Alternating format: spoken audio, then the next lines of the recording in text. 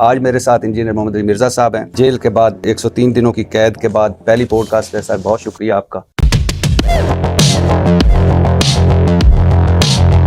आपको घर से टेलीफोन आता है कि पुलिस वाले आए हैं, आपसे मिलना चाहते हैं और आपने जवाबन कहा कि इन्हें एकेडमी भिजवा दें। मगरिब की नमाज पढ़ने के बाद मैं एकेडमी में आया। डीएसपी साहब थे, ताजा ही उन्होंने किसी दूसरे सिटी से इंपोर्ट किए थे। इसी काम के लिए? जी जाहिर है, इसी काम के लिए। आप महफूज पनाहगाह पे पहुंच गए। इशा की नमाज मैंने जो है वो अपने डेथ सेल में, मौत की चक्की जिसे कहते हैं, वहां जाके पढ़ी थी।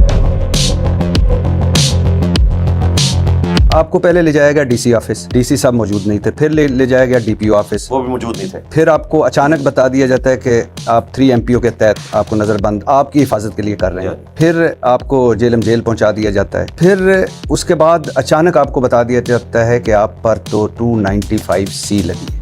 इसका मतलब एक बाकायदा पूरी प्लानिंग के तहत आपको लग रहा तो ऐसा ही है। अब तो हम कड़ियां जोड़ सकते हैं। कोई ऐसी बात तो नहीं आपने कर दी थी कुछ पिछले चंद दिनों में जो आपके पीछे वाले भी जिससे नाराज हो गए हों और जो पीछे पड़ने वाले हैं उनको भी हलाशेरी में?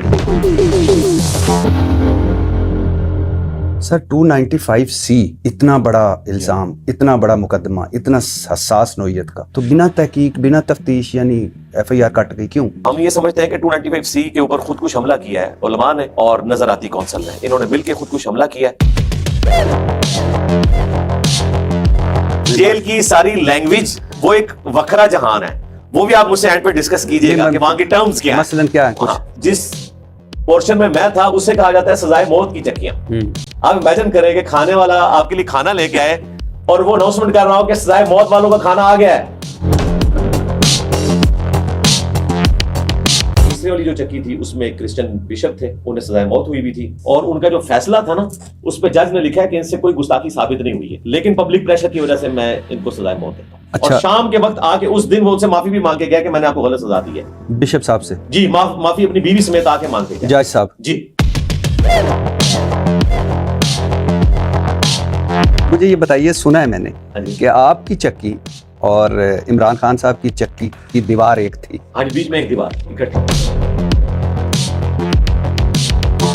नाश्ते की और वो नाश्ते में एग्जैक्टली 9 बजे आ जाते थे। खुशबुएं तो आती होंगी आपकी? जी बिल्कुल खुशबू, और ये जो देसी घी और ये बातें हो रही हैं, बिल्कुल ये तड़के लगते थे। 4 नवंबर के बाद फिर हमने उनकी आवाज नहीं सुनी। 4 नवंबर के? हाँ, वही वाली बात जो पब्लिक में मशहूर थी कि 4 के बाद शायद उनको अंदर कर दिया।